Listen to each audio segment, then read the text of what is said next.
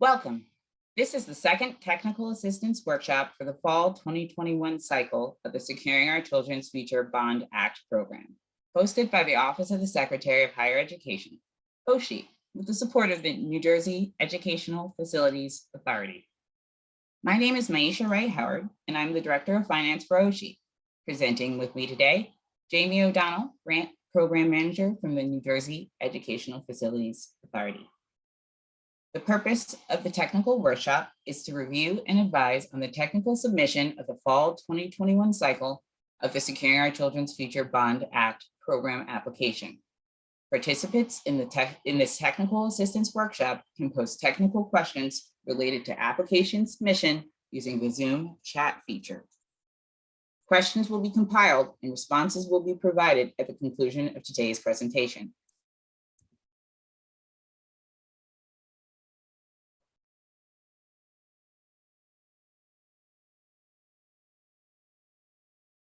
Only questions directly related to the online submission of the application and other technical questions will be answered during this technical assistance workshop. We will not respond to questions regarding the other aspects of the fall 2021 cycle, as the question and answer period for the fall 2021 cycle took place between October 11th, 2021 and November 8th, 2021, ending at 4 p.m. Eastern Standard Time. Responses to questions submitted during that question and answer period were posted to the OSHE Securing Our Children's Future Bond Act program website. Please look there for additional information. As you can see from the window displayed on your screen, the Zoom chat feature has been disabled so that questions can only be sent to the host.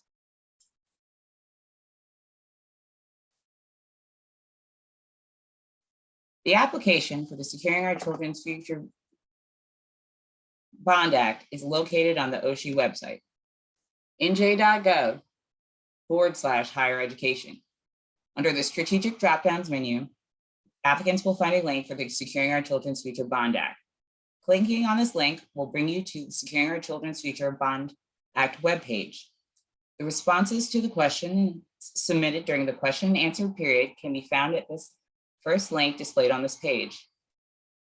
Directly below question and answer responses are links to the Securing Our Children's Future Bond Act online application and a PDF copy of this application.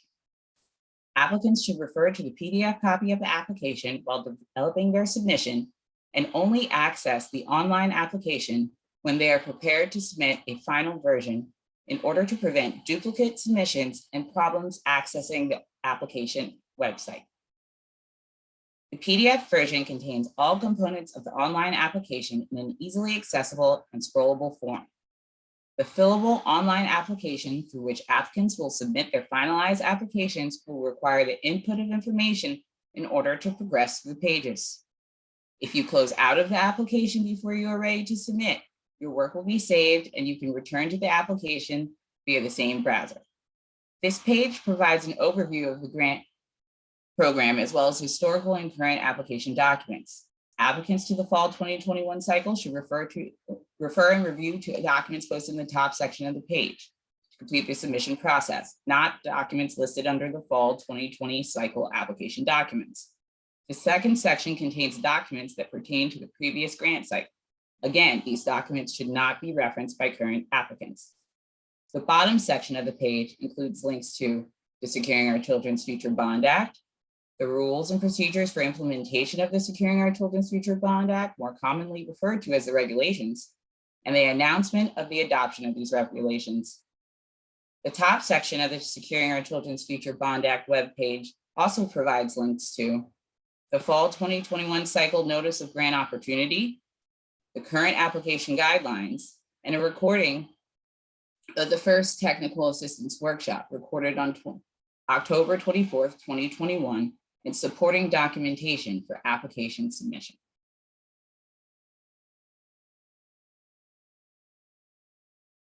A link to today's technical assistance workshop will be placed on the Securing Our Children's Future Bond Act webpage following the conclusion of the session by Friday, January 14th at 5 p.m. prevailing Eastern Time.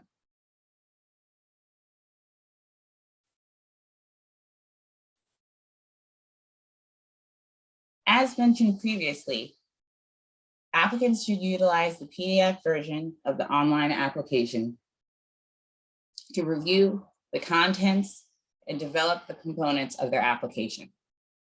The PDF version contains all components of the online application in an easily accessible and scrollable form. The fillable online application through which applicants will submit their finalized application will require the input of information in order to progress through pages. Applicants should only utilize the link to the online application when they're ready to submit their finalized applications. The application follows the format of application guidelines, the outline of which has been superimposed within the application itself. This has been done to reinforce these guidelines across all of the Securing Our Children's Future Bond application documents and help frame the responses provided by applicants, relating the components of the application guidelines as outlined directly to the responses and document submissions requested as part of the formal application submission process. All applicants should thoroughly review the PDF copy of the application prior to accessing the online live version to ensure that they are prepared to respond to all questions as presented within the application. Links are provided throughout the application to the application guidelines and regulations to provide further support during development. Once you have prepared your submission using the PDF copy of the application and you are ready to access the live version for submission, applicants can navigate to the Securing Our Children's Future page of our website to access the online application.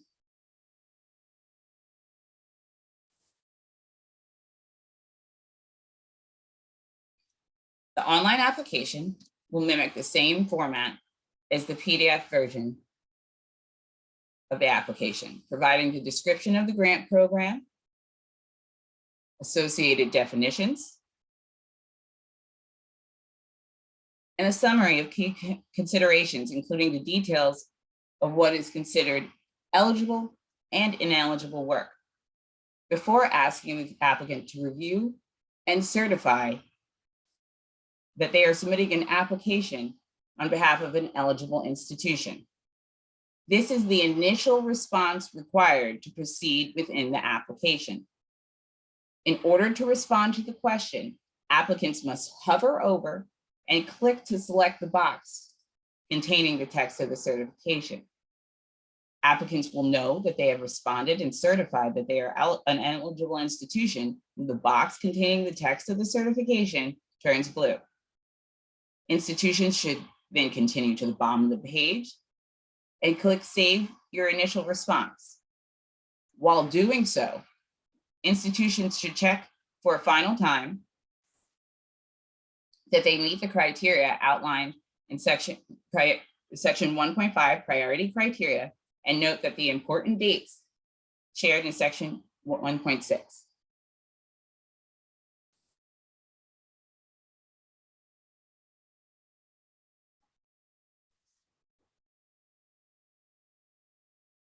The second page of the online application provides an outline of the application guidelines regarding the application procedures, including the number of permissible applications, the application format, and once again, it reminds you of the application deadline. Furthermore, the second page reviews the application components required for submission. Note the mandatory components for submission are also provided in the PDF copy of the application that should be referenced prior to planned submission. Applicants should not be accessing the live online application to receive guidance on completing their application. The next section of page 2 requires applicant to provide another certification. In section 3.2, applicants must reconfirm that their application meets the eligibility requirements set forth in section 1 of the grant program overview. The response to this question will provide the identifier for your application. Use the drop-down list provided and select your institution from the list. Below the drop-down menu, applicants must provide another certification. agreeing to adhere to all applicable laws and terms set forth in the grant agreement. Just as with the initial certification of eligibility, applicants should hover over and click to select the box containing the certification. If applicant can certify these statements, they should click that box, and when they've certified that statement, it will turn blue. Next, applicants should provide the proposed project name,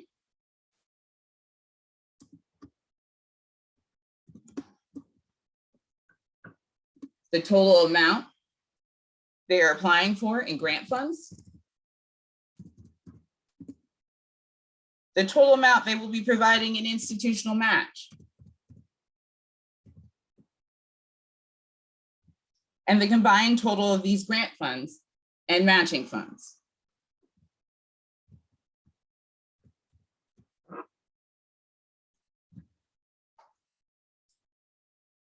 To enter their proposed project name, institutions would simply click in this box. To enter the total grant amount, they would click here. In order to enter the total institutional match, they would click here. In order to enter the combined total grant funds and institutional match, they would click here. Next, the applicant must provide the physical location of the proposed project and then identify which of the 4 types of eligible projects the application will qualify as. This provides a clickable box. You can use this as a fillable form, or you can, of course, go ahead and write in the physical address of the property.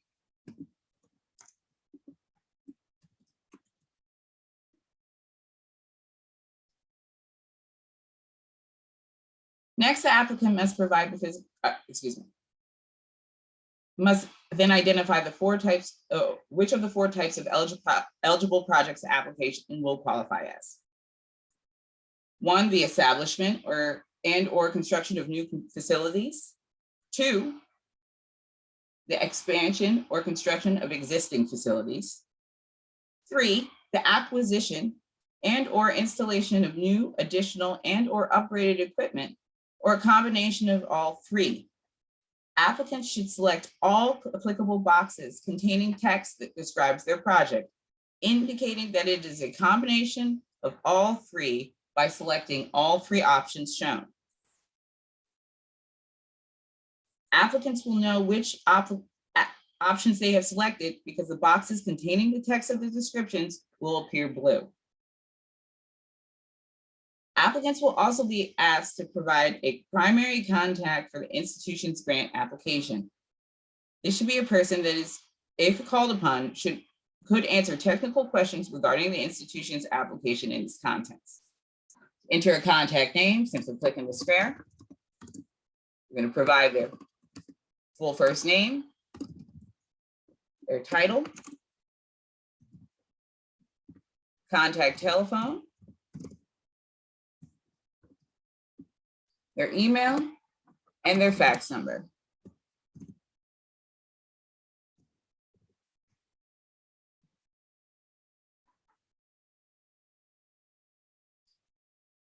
In the subsequent section of the page, the applicant will upload the application components requested, including section 3.3, the institution's governing board resolution approving the project. If submitting an application that pertains to a leased facility, a copy of the lease agreement or MOU with the lessor, and the executive summary requested in section 3.4. Applicants can only upload 1 file per response, so they should prepare a compiled response for each application component prior to submission. To upload a document, applicants can either drag and drop a file from their computer to the box which is labeled drop files, or click here to upload.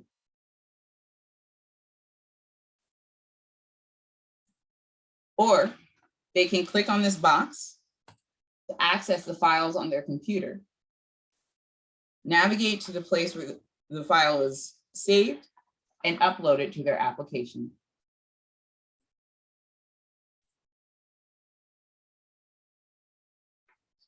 Applicants will know when the file has been added because an icon representing the file will appear in the box where the file was dropped or the applicant chose to click and add the file from their computer.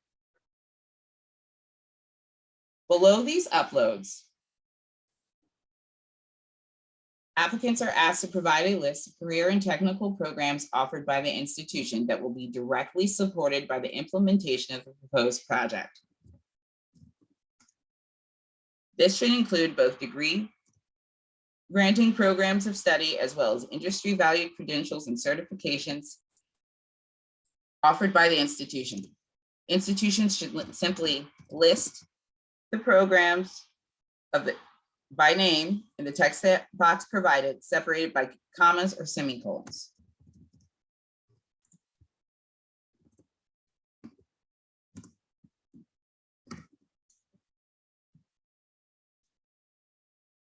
Once they have indicated these specific programs, applicants should then select the Save Your Initial Response button at the bottom of the page.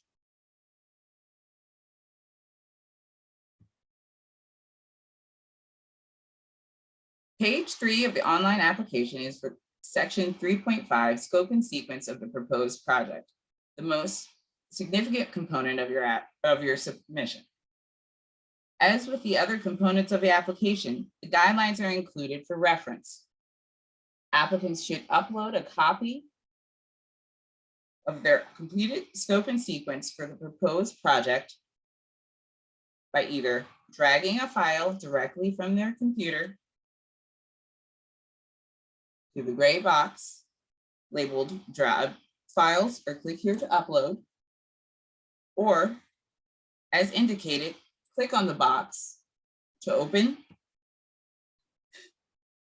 the file, to access files on their computer, navigating to the file location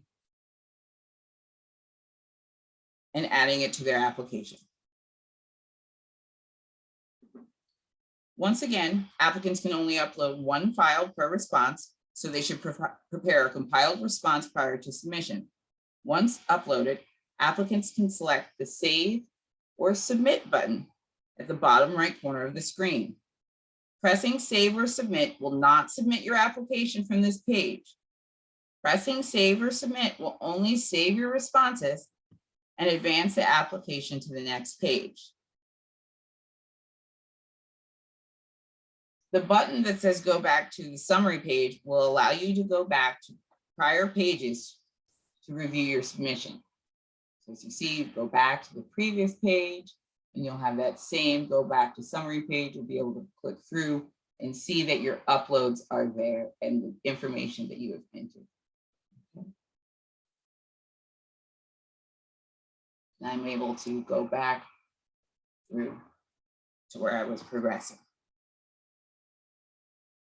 Page 4 of the online application asks for the submission of architectural plans and quotes associated with section 3.6 of the application.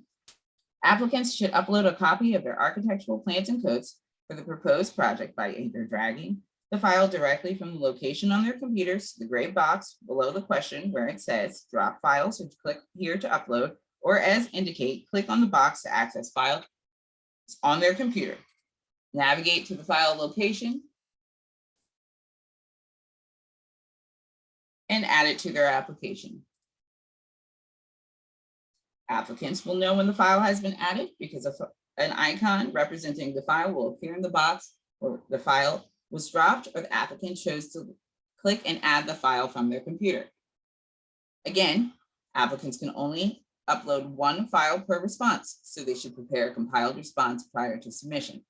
When complete, applicants can select the Save or Submit button at the bottom right corner of the screen. Pressing Save or Submit will not submit your application from this page, but only advance you to the next page. Page 5 of the application asks for the submission of the sources of funds template and cost effectiveness narrative associated with section 3.7 of the application.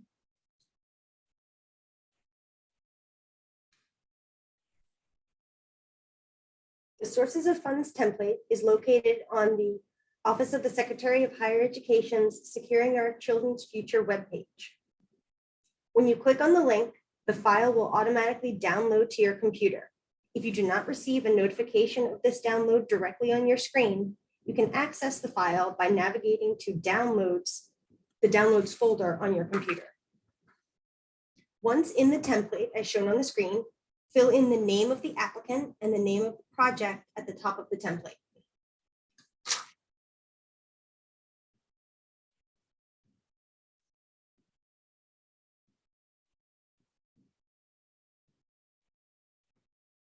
In the first gray box, enter the amount of the grant requested.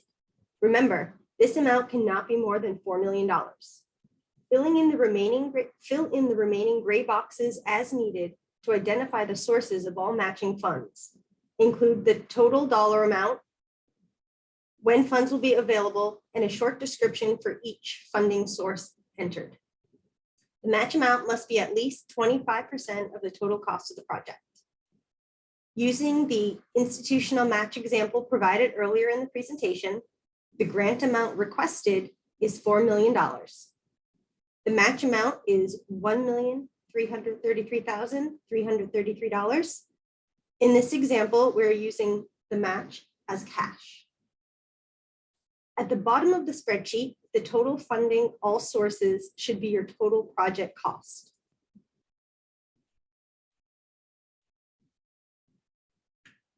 A link for directions for completing the template are located on the Securing Our Children's Future webpage below the link for the template.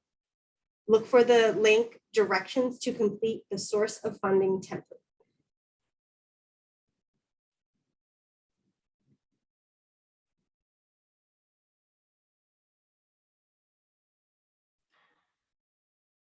When ready for submission, applicants should upload a copy of their sources of funds template for the proposed project in the top gray box. Below this, there's a separate box to upload a copy of the cost and cost effectiveness analysis narrative.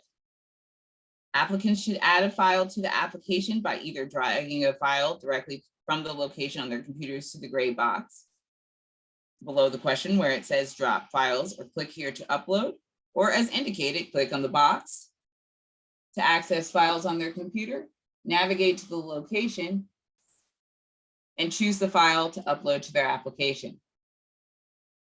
Applicants will know when the file has been added because an icon representing the file will appear in the place where they have added the file to the application. Applicants can only upload one file per response, so prepare a compiled response prior to submission. Below the space provided to upload the cost and cost effectiveness analysis, the applicant will be asked to certify that the proposed project does not contain any unallowable costs by hovering over the statement and clicking to select the box that contains the text of the certification. If the applicant can certify the statement, they will know that they have responded and certified when the box containing the statement turns blue. Applicants should then proceed to section 3.8 to certify the availability and source of their matching funds. The applicant can provide this certification by hovering over this statement and clicking to select the box containing the text of the certification. If the applicant can certify the statement, they will know that they have responded and certified when the box containing the text of the certification turns blue. The final section of page 5 requests that applicants upload a copy of the partnership forms associated with the proposed application. As with other responses requiring a document upload, applicants can add a file to the application by dragging a file directly from its location on their computers or clicking on the box where it says drop files or click here to upload.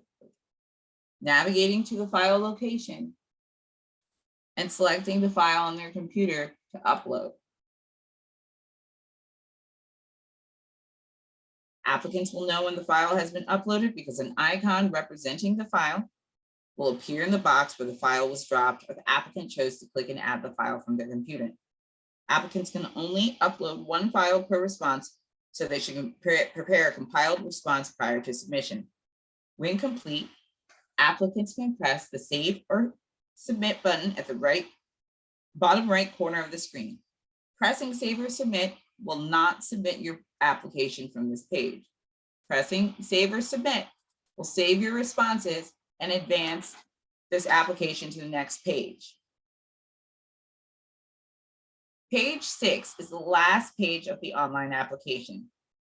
It will require uploads for the following sections of the application: 3.10, Long Range Facilities Plan; 3.11, Deferred Maintenance Plans; and 3.12, State Funded Facilities Maintenance Plan. Applicants are to add a file to the application for each corresponding section by either dragging the file directly to the gray box below the question from their computer location, or clicking the box to access the file on their computer and uploading it to their application.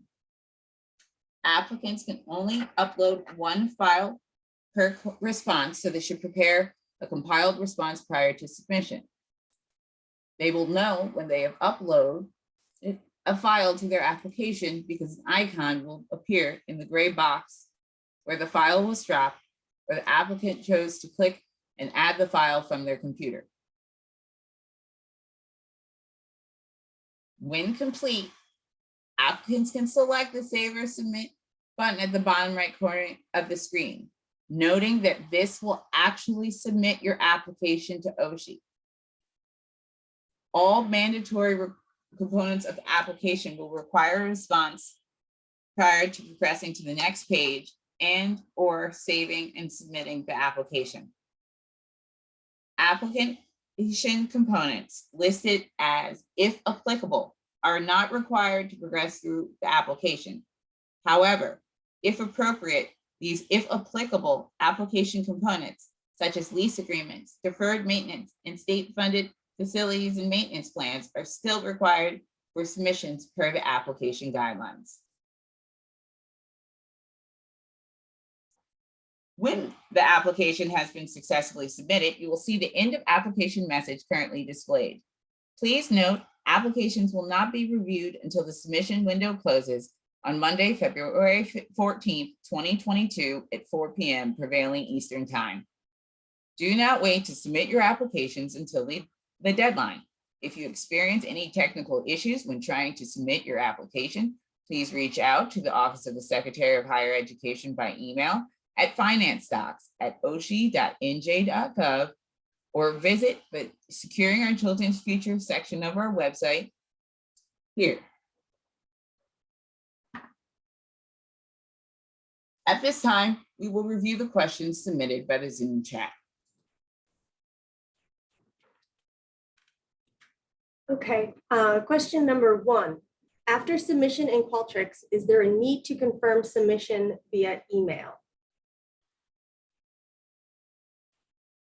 No, institutions do not need to confirm that they have submitted their application via email, but we will confirm receipt of your application from our office via email.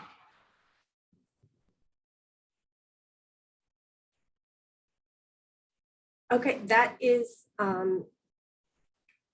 the final technical web portal related question that we received. And I think that's going to about wrap up this presentation. Unless, Maisha, you have anything else?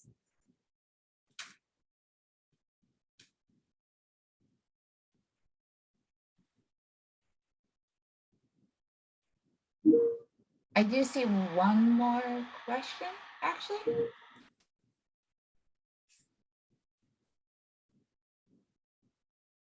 Jamie, do you see another question? I do. Thank you. Are there page limitations on the narrative sections of the application? There are not page limits on the narrative sections of the application.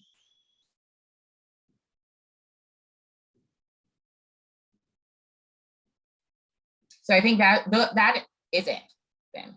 Oh, Oh, I see one more. Should the uploads be PDF? The uploads actually can be any file format, but PDF is recommended. There's a various types of file formats that can be uploaded though. And as you are in the Qualtrics system, it will tell you all types of file formats that you can upload.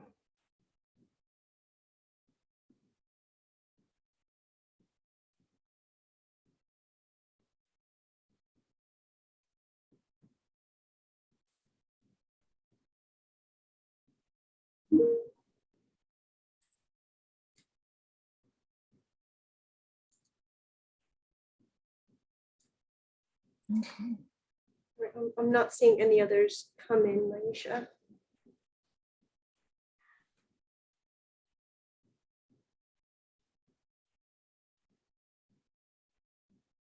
This concludes the second technical assistance workshop for the fall 2021 cycle of the Securing Our Children's Future Bond Act program. Thank you all for your continued commitment to the higher education in New Jersey and the future of our students.